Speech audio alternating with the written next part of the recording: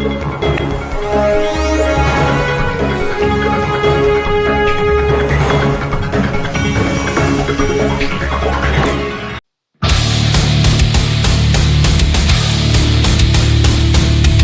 klimaks, menepuk JIS, terpercik ke proyek sendiri. Oleh Billy David, Wakil Ketua Bidang Kemitraan KONI DKI Jakarta.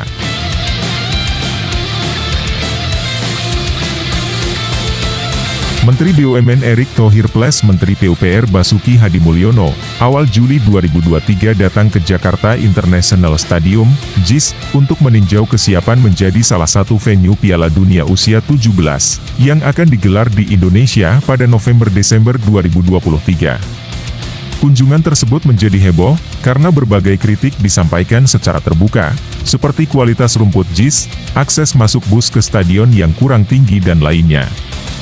JIS seolah jadi sasaran tembak. Padahal, stadion-stadion lain yang diinspeksi tidak dijelaskan apa saja kelebihan dan kekurangannya.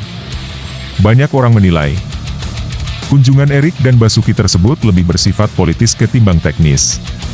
Faktanya, beberapa hal teknis bisa dijawab dengan bukti-bukti empiris dalam bentuk video dan foto.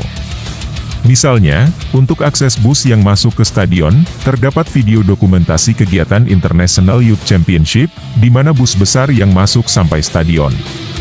Termasuk jenis rumput JIS juga dipilih dari rumput standar FIFA terbaik yang berasal dari Boyolali, yang sudah diekspor sampai ke luar negeri.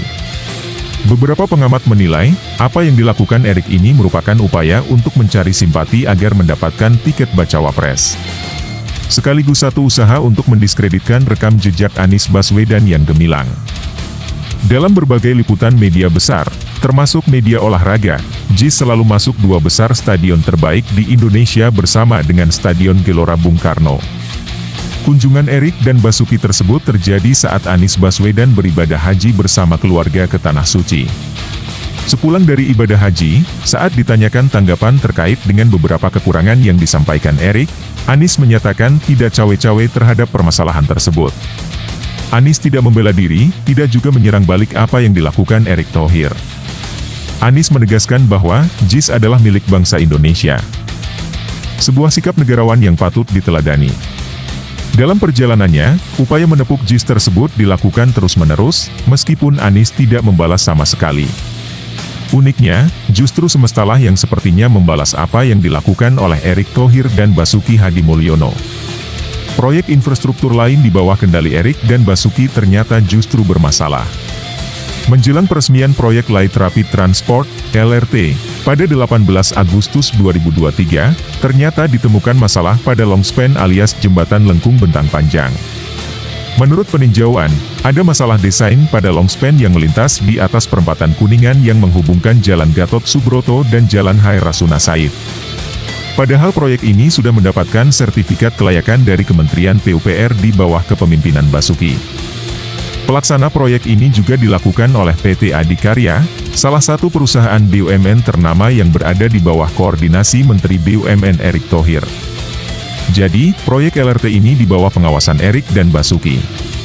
Tapi nyatanya, proyek dengan nilai mencapai 23 triliun rupiah ini masih terdapat kesalahan fatal. Bayangkan, apa yang terjadi bila kereta layang yang melintas di atas jalan dengan membawa ribuan penumpang per hari, terjadi masalah. Hal tersebut tentu sangat mengancam keselamatan para penumpang. Saat inspeksi JIS, Erick dan Basuki langsung datang ke area, membawa media dan ahli-ahli menurut versi mereka. Namun, anehnya ketika kunjungan FIFA ke JIS akhir bulan Juli malah dilakukan secara tertutup tanpa liputan media. Patut dipertanyakan, standar operasional kerja untuk kegiatan sejenis ini, apakah mereka juga akan meninjau lokasi proyek LRT Jabodebek dengan detail seperti itu? Padahal ini proyek yang berada di bawah tugas kedua menteri tersebut secara langsung. Apa yang dilakukan Erick dan Basuki dengan menginspeksi dan mencari kesalahan konstruksi yang berada di JIS, sepertinya justru terpercik ke proyek mereka sendiri. Proyek LRT yang jelas-jelas harus menjamin keselamatan ribuan penumpang, justru potensi bermasalah. Ibarat pepatah, kesalahan kecil di proyek orang terlihat, kesalahan besar di proyek sendiri tak tampak.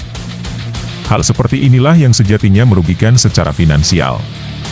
Akhirnya, kembali ke polemik JIS, ternyata keputusan final FIFA awal Agustus ini adalah memilih JIS sebagai venue utama bersama 3 stadion lain di Indonesia. Rumput yang diduga bermasalah dan harus diganti pun, menurut FIFA, hanya cukup dilakukan perawatan intensif, sampai menjelang pelaksanaan Piala Dunia usia 17 nanti. Sungguh sebuah antiklimaks.